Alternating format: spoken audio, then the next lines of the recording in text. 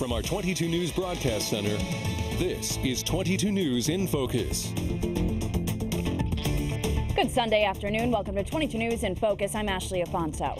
Every April 22nd, people around the world commemorate Earth Day. Some take part in community cleanups and attend events that offer ideas on how to reduce, reuse, recycle, and other efforts to save energy and the environment. But there are many organizations, state and local governments that are working every day to find ways to improve the land use and ensure clean water and air.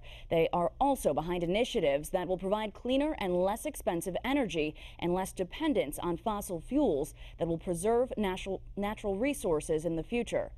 On our panel today, we have Nancy Nyland, Associate Director at the Center for Ecotechnology, Wendy Ferris, Director of Community Outreach for the Franklin Land Trust, Eric Wilkinson, General Counsel and Director of Energy Policy for the Environmental League of Massachusetts, Catherine Rattay, Principal Planner and Section Manager of Land Use Environment at the Pioneer Valley Planning Commission, and Mike Kosmierski, a Certified Energy Manager and Auditor and Solar Energy Specialist. Thank you all for being here today.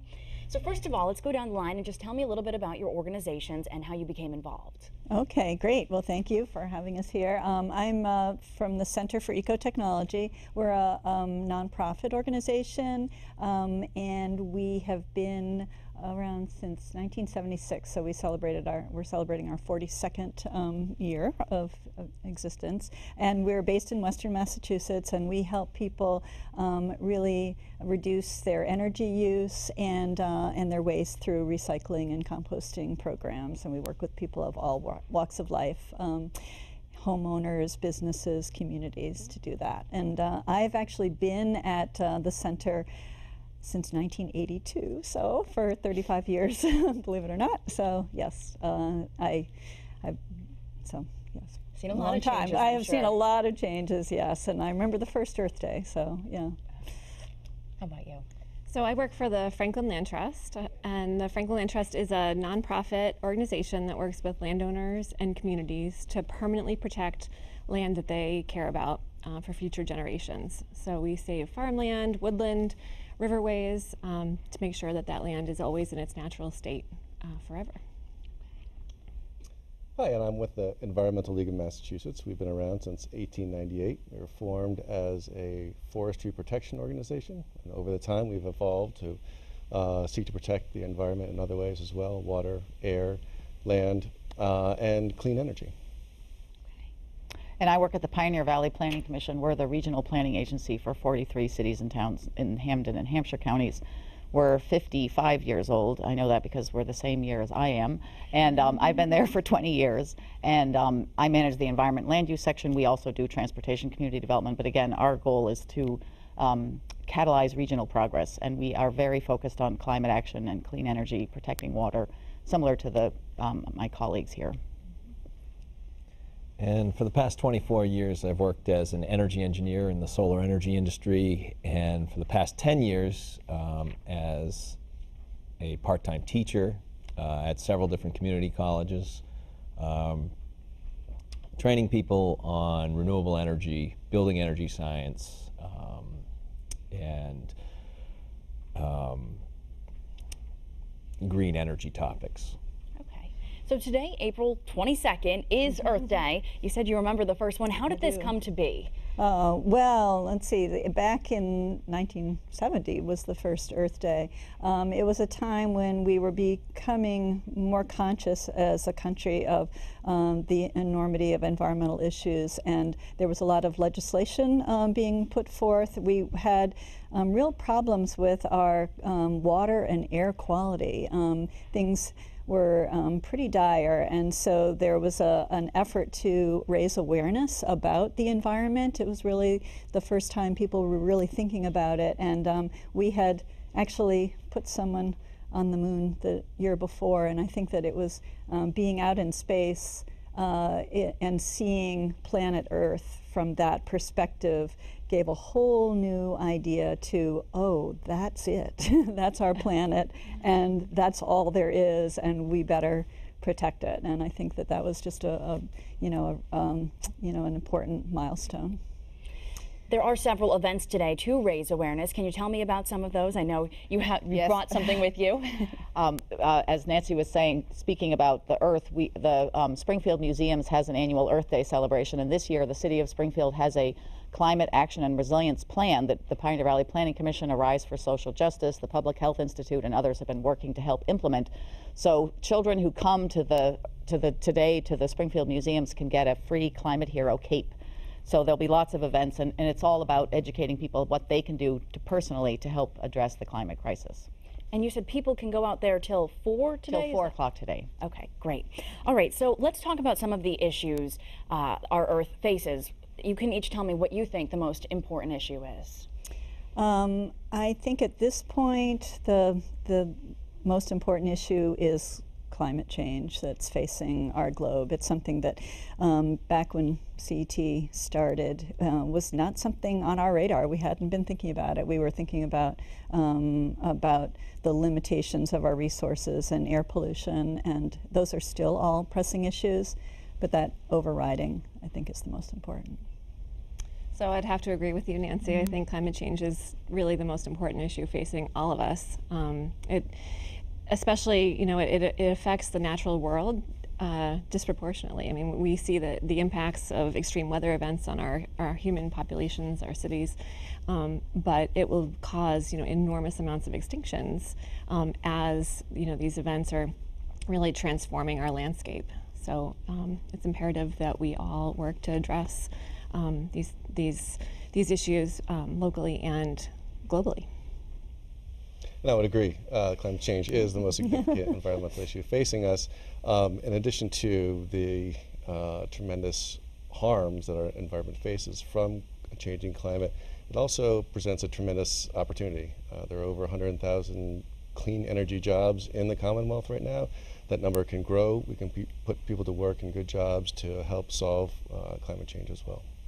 Why is this? I'm assuming you're all going to say climate change. Well, I'm going to say climate change, but I want to talk about what it means specifically. It's using fossil fuels. So it's overusing fossil fuels, which produce greenhouse gas emissions, which have caused the changes in the temperature, the dramatic and extreme unpredictable weather that's threatening the resilience of our cities and towns. So it's fossil fuel use, it's driving too much. Those are the things that we need to change, and we can, and that's what Massachusetts is so exciting about. We've been partnering in this regional greenhouse gas initiative where we have our cap and trade program where polluters pay to pollute, and then that money goes into the Commonwealth for the Green Communities program, for all these really wonderful things that are helping businesses to transition to clean, safe, sustainable energy. So we need to change the way we use energy and the way we get around. And so yes, climate change is the problem, but the solutions are there before us. This became a big political issue, especially in our last election. Why is it so controversial? What about climate change is dividing people? It's really not all that controversial in the science. The science community says there is climate change. We can agree to that. That is a fact. And it's man-made carbon emissions that are producing these greenhouse gases, causing climate change. The real issue is more politics related. It's just about winning votes and targeting your audience, and you guys can. And it's the changes that have to be made for businesses. There's winners and losers. So if you look at the car industry, Toyota decided to focus on quality, and they showed that the innovations in business in the 80s and 90s was about quality, and they jumped out front. And then they decided to get into hybrid and electric vehicles, and they jumped out front. So they're a winner. The companies that are behind, that are slow to change, they feel like they're going to lose out on their market share. So it's threatening, and they're risk averse. So it's how you perceive whether you're going to jump out and be a winner or the people who get left behind. So can being more climate efficient, I guess, for lack of a better word, can it be costly for some businesses? It can be costly, but I know one of the things that we focus on at the Center for Ecotechnology is finding those solutions that are cost effective. And so because there are so many economic wins associated with becoming more efficient and converting to a clean energy source, we try to find those places where it's most practical and where it is going to be, it will work for the bottom line as well as for the environment. That's really the only way things are going to go forward. So I think that there's often an initial investment, but it's being able to look over the long term of what the savings are each year and over the life of the improvements you make, and then it makes really good business sense. And the costs are changing dramatically. In the last 8 years, the cost of large-scale solar installations has dropped 86%. The cost of onshore wind has dropped 67%. So the cost of renewable energy is going down dramatically, and it just makes sense to focus and spend more of our time and energy on those resources that are getting cheaper over time. All right. Yeah, and we also live in a state where there are wonderful economic incentives to help businesses and households to make these improvements. And so part of what each of us do is try to get the word out to let people know that there are these programs that can help them be able to incorporate this easily into their daily lives. There may be changes to air and water pollution protection legislation. We'll have that discussion after the break. You're watching 22 News in Focus.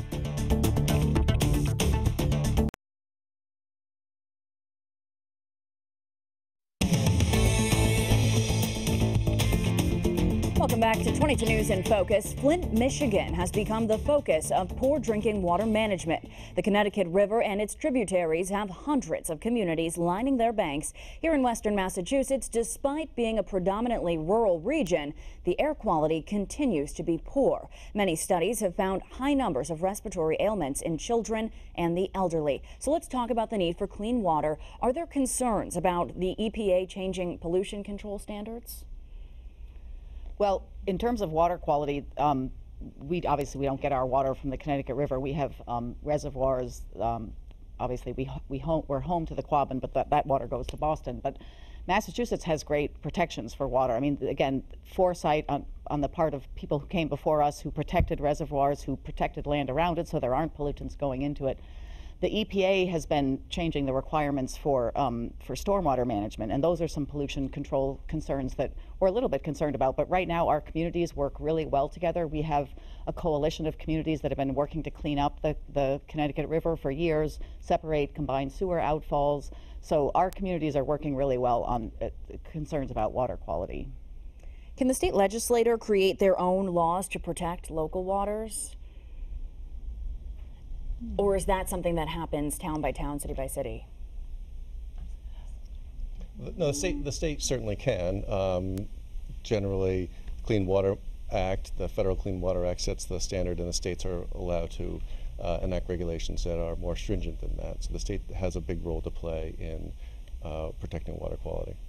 One thing that cities and towns do is protect the land that filters their drinking water, and that's a really critical strategy, both for, it protects habitat and has other benefits, but, one of the most sort of underappreciated roles of natural land is that it filters our water. And it's a really essential thing that is, saving many cities and towns, enormous sums of money from having to build water treatment plants if they have healthy natural land that's essentially providing that service for free. So this whole topic actually just came up in Westfield when the firefighting foam was believed to be contaminating the water there. Is this, you don't want something like that to happen, but has that brought a lot of awareness to people about them asking questions to you guys? How clean is their drinking water? Absolutely. And we staff the Barnes Aquifer Protection Advisory Committee, which is the 4 communities, Westfield, Holyoke, Southampton, and East Hampton, who've been working together to protect the Barnes Aquifer. And so, yes, there's a lot of concern about what do we have to do. And as Wendy said, the big thing in Western Mass especially, but as I said in Massachusetts in general, is we have great rules protecting the banks of water supplies and reservoirs so that we have the natural protection. And I think also on the bigger picture, one of the things that we see is that affecting our water quality is also the way we generate electricity in our big power plants. And as we've been a nation using a lot of coal to generate electricity, there's mercury in that coal, and then there's, as that emits the mercury and then gets into our water system, and that's where we start having fish advisories and so on. So the whole move away from fossil fuels and coal especially, all of these are going to ultimately help our water quality. So there's the point source, Exactly. you know, where you're looking at what's happening right there on the ground in my community, but there's also the larger environment, and both of those are contributing. And so just a lot of our job is just making people a little bit more aware of how pollutants get into their water. How much of an impact does the quality of our water have on us, animals, the environment in general? It's our most precious resource. I mean, anything that goes into our body, it's all those toxins. If there's toxins in the water, it's going to stay in. But it's really important to know that in the Springfield Water and Sewer Commission, you know, the water in our region is very clean. You can drink tap water. You do not need to be buying bottled water. That's a problem. When you buy bottled water, you've got plastic that's polluting the environment. So our tap water is safe, clean, delicious. We don't have those concerns. It's 90 times more energy intensive to get a bottled water than a glass of tap water.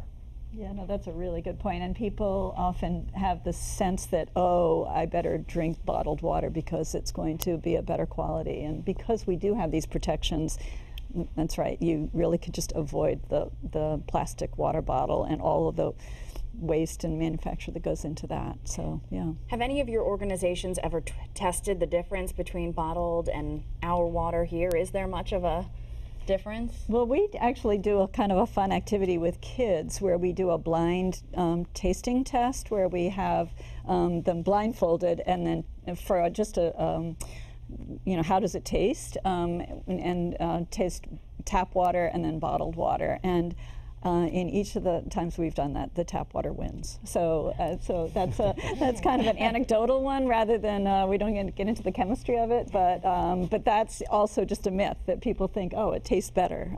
But in these cases, I'm sure they're honest too. They're definitely honest. We do it with kids. Right.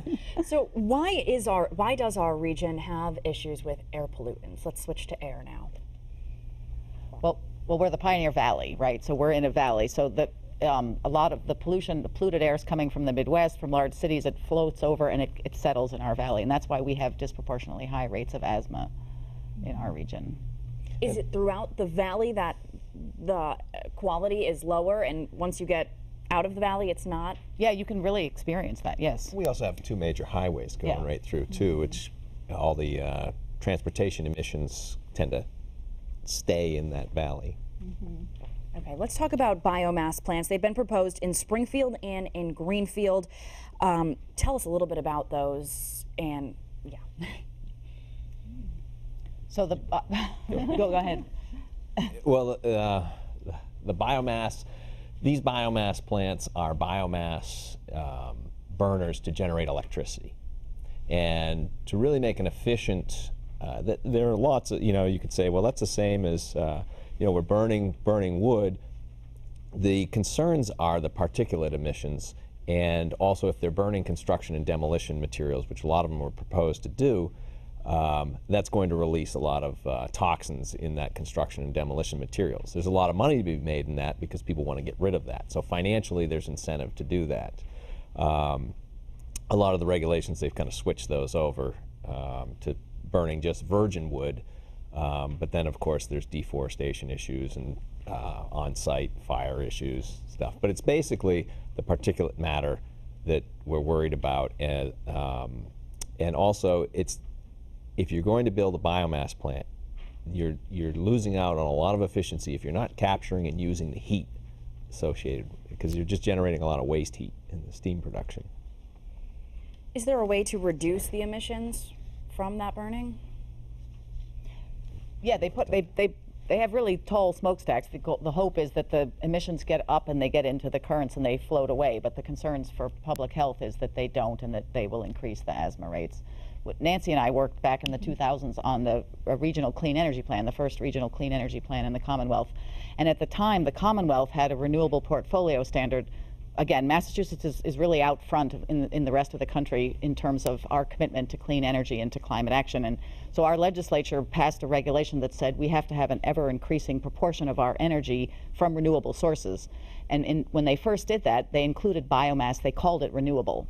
And since then, there have been legal battles, and it's no longer considered renewable, but those plants, people thought there was an opportunity to make money to contribute to the renewable energy goal by starting these plants. Since then, there's been a lot of conflict, and so the one in Springfield is moving forward. I don't think the one in Greenfield is, but that's what happened. Everybody thought it was going to be great, but then it had these negative sides. It's also, you're still burning, as Mike said, so it's an interim thing, and as we already heard from Eric, the cost of solar and wind is going down, so why not go 100% renewable than this temporary solution? Okay. How crucial is land management to a healthy ecology? We'll learn more after the break. You're watching 22 News in Focus.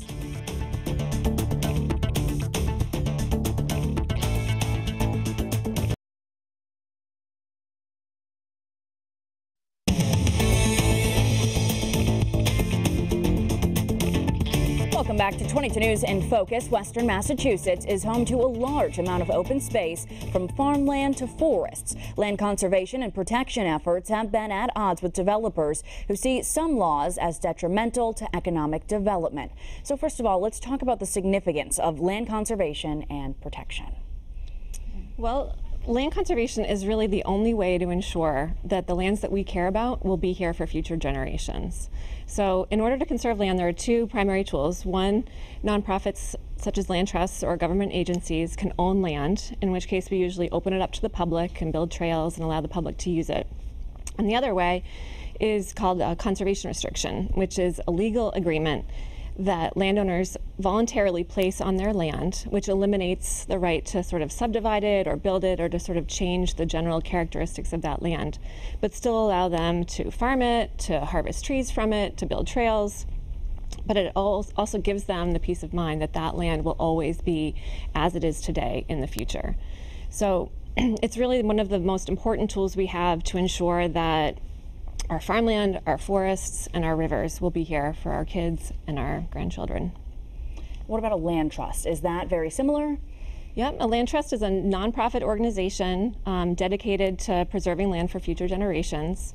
It gets sometimes confused with people who have a family trust or put their land in trust as a form of ownership, but it's a nonprofit organization that has sort of guaranteed to protect that land in perpetuity. So we have made a promise to landowners that we will be here forever and that we will help steward that land and enforce the protections on it forever. Let's talk about some of the conservation areas in our region that people can use. Maybe they're using it and they're not aware that it is a conservation area.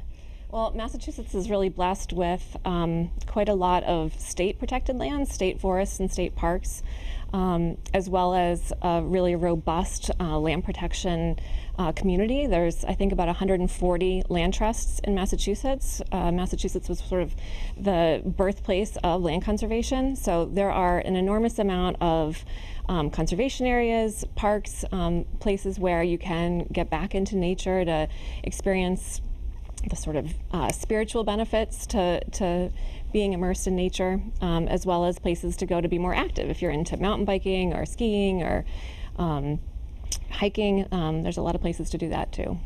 And we have a website that, in collaboration with the Connecticut River Watershed Council, connecticutriver.us, where people can go and find all those trails and directions to lots of those protected places. There are challenges with the state park system. We have 153 state parks in Massachusetts, and the maintenance crew for all those parks is 15 individuals. So, and that's a result of our state budget, which has been chronically underfunding environmental protection and public lands. Right now, it's less than it's about 0.5% of the state budget goes to protecting the environment. We want to see that raised to at least 1% in the next budget cycle. All right, what types of recreation and other use of open space can be used for economic advantage? So sometimes natural land is referred to as sort of the natural infrastructure. You know, our forests especially provide an enormous amount of economic benefits to our communities. There's a study that showed that the forests of Massachusetts provide almost $3 billion in sort of savings to the state every year in terms of carbon sequestration, clean air, clean water, stormwater mitigation, as well as habitat for species and scenery for tourists.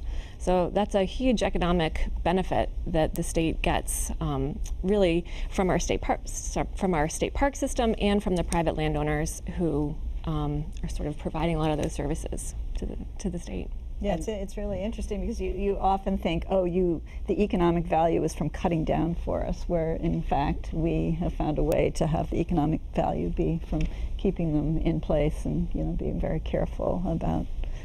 Recently, there's been a big push in the solar market to develop large-scale solar projects on open space, and so they look at a lot and either clear-cut it or develop 4 to 5 acres for every megawatt of PV installed. And it's been economically advantageous to do so, but now with the new solar regulations, they're disincentivizing that type of land use for just solar and penalizing anybody that's going to put any type of concrete onto land. Because once concrete goes in it, you're not going to bring it back to farming. Right, so they give a better incentive if you actually put solar panels on a building or in a parking lot where it's already disturbed, and then a disincentive to put it on productive farmland or open space. So they've taken that land use right into the policy, which is sending a signal then back out to the market. So that's really helpful. So it all goes back to preserving the open space that we currently have. And as Nancy was saying, for the environment, the economic benefits of land, the Commonwealth has really taken that into their Municipal Vulnerability Preparedness Program, which is funding that the governor has put in, really significantly increased in the latest budget, but it's to help cities and towns become more resilient, and it's based on looking at where can we have nature do the job of absorbing all these this crazy rain that's happening, these unpredictable storms. And so the Commonwealth, the government is really going in that direction of let's use nature. And green infrastructure is a thing that some people may have heard of, but the idea is there's gray infrastructure, which is the concrete that's artificially made, but there's green infrastructure. There's the trees that clean the air, there's the earth that absorbs the water and filters the water, and that's what we're really trying to get into in terms of solutions, is use nature. Okay, let's talk about farming now. So it's a big part of our region, but sometimes the resources they use can negatively impact our land. So what efforts are in play right now to reduce those negative impacts? Well, one of the programs we run at the center is the Massachusetts Farm Energy Program, and so it's helping farmers get the resources to upgrade their equipment so it's not so polluting and so costly, so that it's a win-win. They're going to be spending less money and also having less polluting equipment, and then some of the farms are even looking at anaerobic digestion, where they have problems with manure and runoff into streams and so on. And so by using that as actually a fuel source and producing electricity from it, called cow power, that's another kind of nice economic revenue stream for farms. So. I think farmers are really struggling in many ways, especially given what we were talking about earlier in terms of climate change, dealing with these really extreme weather events. And they're trying to do the best they can to, keep their farm alive while doing what they need to do to sort of combat droughts and floods and, a lot of other challenges. So I think they're providing a pretty critical service to all of us in terms of the food that we eat every day. And so we really need to sort of appreciate what they're doing, as well as trying to help them improve their efficiency and profitability. Okay. Let's also talk about some of the protections there are for privately held wetlands, wildlife areas, and similar types of properties. Well, we have quite a robust Wetlands Protection Act here in Massachusetts, and so that there are state laws, and then they are administered at the local level. So every community has a conservation commission that reviews any kind of work that is being done near a river, stream, and wetlands area, and recognizing these values that we're talking about of wetlands as being kind of filters for pollutants, and also holding the ground so that they keep they prevent erosion and so on into the rivers and streams. Massachusetts has a clean energy and climate plan. We'll discuss the state's initiatives after the break. You're watching 22 News in Focus.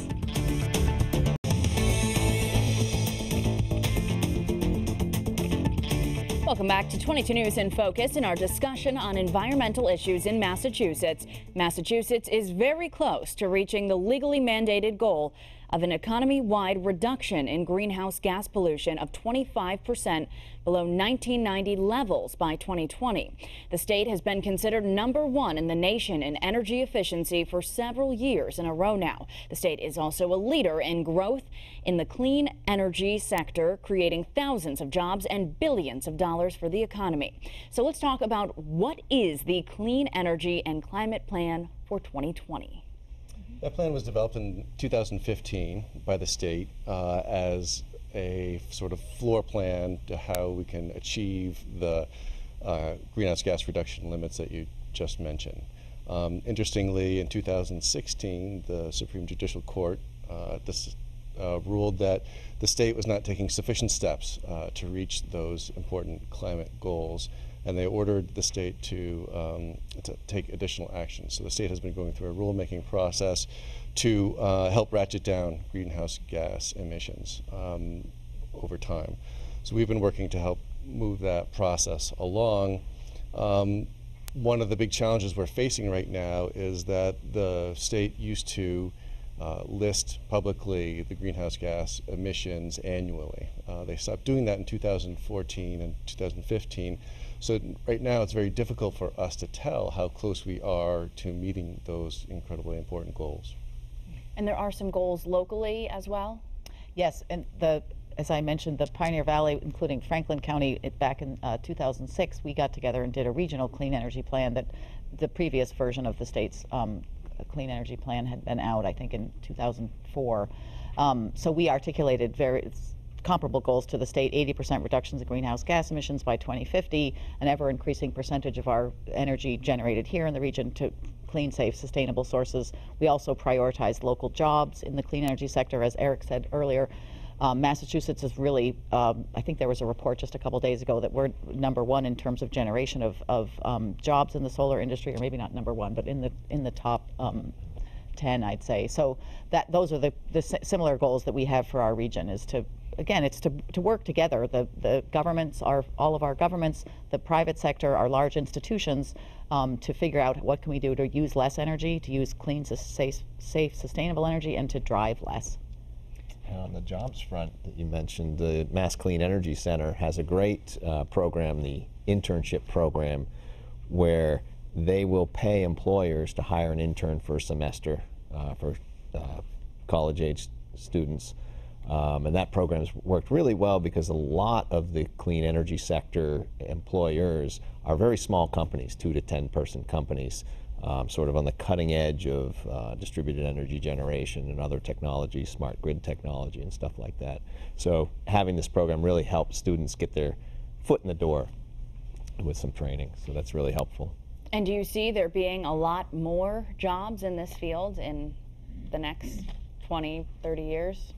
Yeah, I mean, these are big goals. To be able to, it's one thing to say 80%, and it's another thing to do it. And so I think that we're seeing a whole transformation, and we'll see it in transportation. We'll see it in, I mean, it's so interesting in all our different worlds. They're quite varied. So many jobs will even just touch on the green technologies or the green sector, even if it's not, front and center.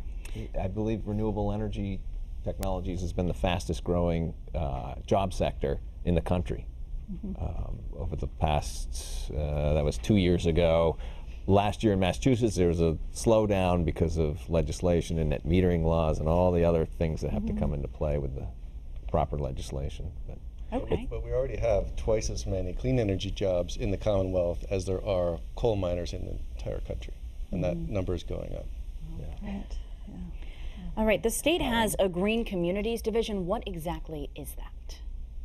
So again, back into the 2000s, 2008 was the big year for amazing legislation in Massachusetts, and the Green Communities Act was one of those, the Global Warming Solutions Act, and that's when the Commonwealth set aside a portion of the money from the RGGI, our participation in this cap and trade program, and they staffed up and they created this program that the legislature looked at what are the barriers to clean energy in the Commonwealth. And we have home rule, which we really cherish.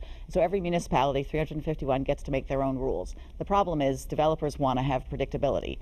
So the legislature looked at the barriers and they said, we need to have by right permitting for clean energy. So they said there's 5 things that we're going to require. And if a municipality jumps through those 5 hoops, they'll get certified as a green community and we'll give them money. So it's a combination of the carrot approach. And it's so you have to have by right permitting for clean energy. You have to say that that process will take less than a year. You have to commit to 20% reductions of municipal energy use. You have to have a fuel efficient vehicle policy, and you have to adopt the stretch code, which is a building code that's more energy efficient than the standard. And the Commonwealth said, let's put that out to communities, and they can lead by example. And I think that the latest count, it's like maybe 275 certified green communities. So the vast majority have agreed to do this. And then the Commonwealth, again, funds the work. So you get certified as a green community, you say we want to reduce our municipal energy use by 20%, and then they give you the money to do that. I mean, it's a competitive grant program, but and then communities that have been certified back in 2010, there's been competitive grant rounds. Some communities have received millions of dollars and made all their buildings energy efficient, saved their residents tons of money, and then had other money to invest in other needs. I just want to give a shout out to Springfield on that, because Exactly. Springfield is one of 2 towns in the Commonwealth to meet their 20% reduction goals in 5 years. All right, so we just touched on a lot of it, but what is Massachusetts doing right in terms of clean, green, sustainable energy? I think the number one thing is energy efficiency. The state has been recognized for many years in a row as the number 1 state in the nation for its energy efficiency programs. That doesn't mean we should rest on our laurels. There are more things that we can and should be doing. The Environmental League of Massachusetts has been advocating for quite some time now for a new requirement for homeowners. Just like when you walk onto a car lot, you see the MPG sticker of a car so you can compare the efficiency of different cars. We want that for home buyers. We want home buyers to be in the market to be able to look at a house and have a easily understandable score on it. So people who are in the market can make comparisons based on the efficiency of various homes. So that's one thing we're doing. The governor just introduced a bill that would get that done, so we're supportive of that effort. The other major thing that we're doing right is renewable energy. Our renewable portfolio standard has done a good job so far producing a lot of renewable clean energy. We need to strengthen that as well. The current increase is not really going to be enough to get us to our clean energy, our greenhouse gas reduction goals. And in 2016, the governor signed the Energy Diversity Bill, which required the utilities to purchase 1,600 megawatts of offshore wind power. That is going to be one of the most significant factors in global warming protection out there. We've got 3 large companies who are bidding now in that process. The governor announced that the decision should be made early next month. They're going to pick a winning bidder.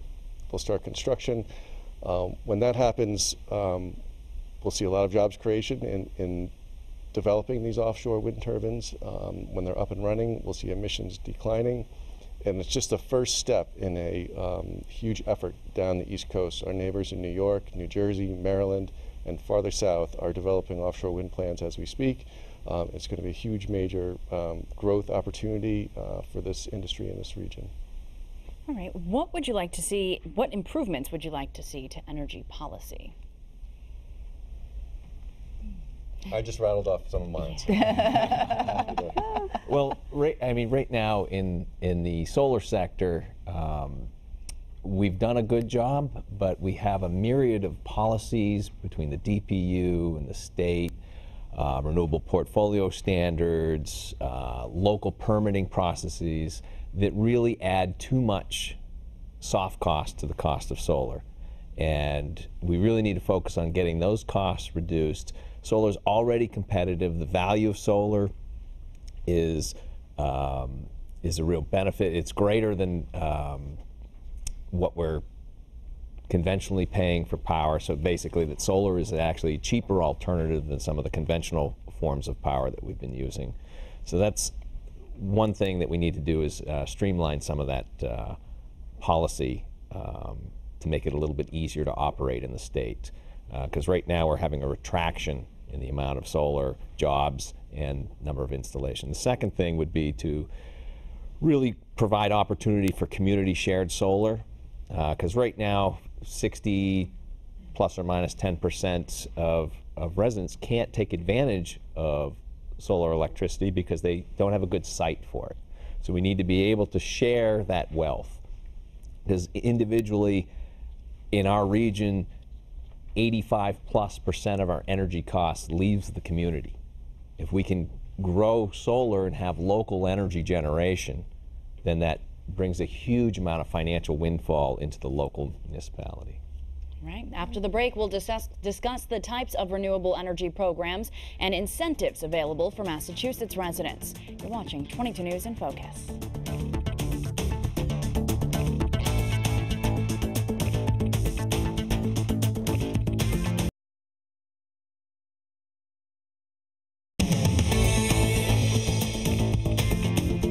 Welcome back to 22 News in Focus. The state has a renewable energy division that was created to help assist the installation of renewable energy for residents, businesses, and institutions in the Commonwealth. So let's talk about what is the renewable energy division and what types of programs and incentives are available. So the Department of Energy Resources was created also back in 2008 with these wonderful legislation. And so it's been staffed, and they have various opportunities that come in when the staff there are successful securing funds from the United States Department of Energy. And as Mike referenced, there's a public-private entity called the Massachusetts Clean Energy Center. So if you're looking for opportunities, you need to go to the Clean Energy Center website as well as the Department of Energy Resources. Most of the opportunities are advertised on the Clean Energy Center. One of the opportunities right now is called Solarize, and it's where communities can apply to get technical assistance from this Clean Energy Center, and they will help residents in a community come together, residents and business owners come together and say, okay, there's 150 of us and we all want to buy solar. Then they'll help you do the procurement to secure an installer. That installer will give you a reduced rate because you've already aggregated all the customers. They didn't have to do any marketing. And then you get solar at a reduced rate. Everybody's happy. So those are the kinds of opportunities. Right now, there's an opportunity to change out a wood stove. If you have a wood stove that's inefficient, you can, again, look at the Clean Energy Center website. They'll give you money to get rid of your polluting stove and access a cleaner one. And those opportunities cycle through all the time when the staff are successful in securing those funds. Right, and the utility companies offer these incentives through the Mass Save program, because it's legislated that the utilities must offer conservation programs, which is sometimes counterintuitive. You think that, well, is the utility in the business of selling energy? But they have every month in our bills, we pay a little conservation charge and a renewable energy charge, and that helps to fund these programs that then in turn they develop incentives for. And we've just this week have launched a new program called Solar Access, which is making available for middle-income families solar PV plus heat pump technology, so that we're looking to have affordable heating and cooling for middle-income families. And it's a new direction that we seem to be going in the renewable energy field, is toward electricity, so that we can have an all-electric house and vehicle that is powered with clean energy. So it's a good future. It's interesting you say that, because in the past the all-electric house was a nightmare because of the expense of heating and cooling and doing everything with electricity. But now there is a good big push to that, because we can generate electricity carbon-free. Yes. And if we can switch our heating and transportation into electricity and generate that electricity carbon-free, that's the key, that through offshore wind and renewable solar, then pushing that home heating and transportation into the electric sector makes sense, and that's what Mass CEC is trying to incentivize. And we had never had this clean renewable energy created to scale before. We were relying on these old, fossil fuel plants. And now that we have the ability to generate clean power at a larger scale with wind and solar, it really is becoming more possible. It's more within our reach. So.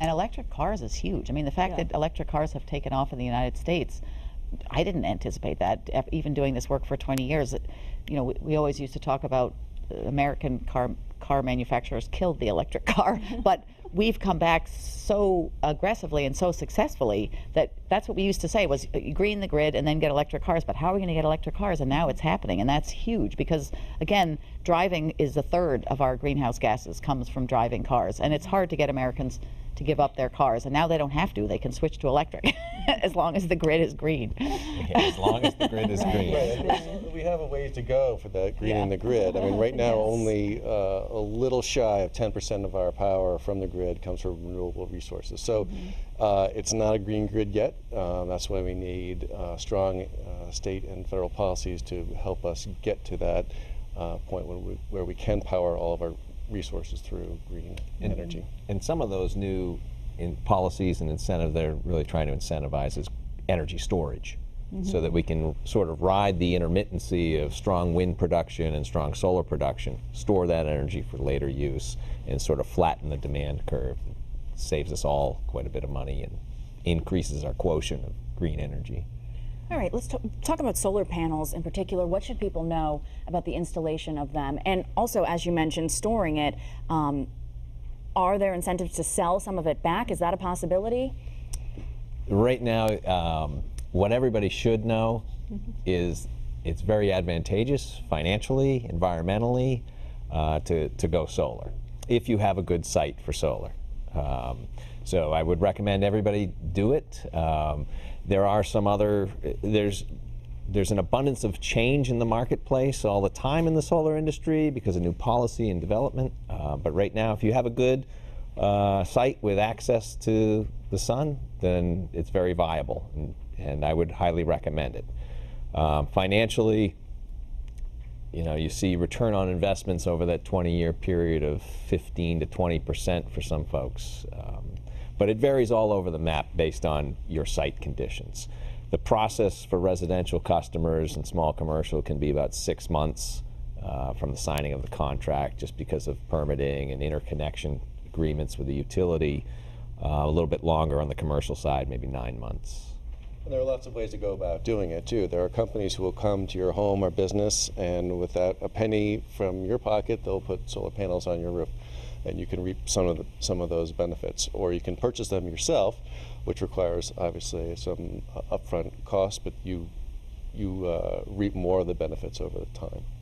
And they do have the Mass Solar Loan funded through the Mass CEC, which buys down the interest rate from a participating lender.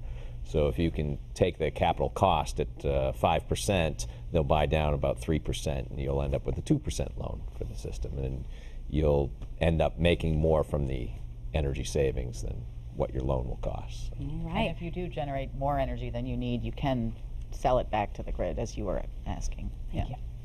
All right, we'll have the last word for you after the break. Stay with us. You're watching 22 News in Focus.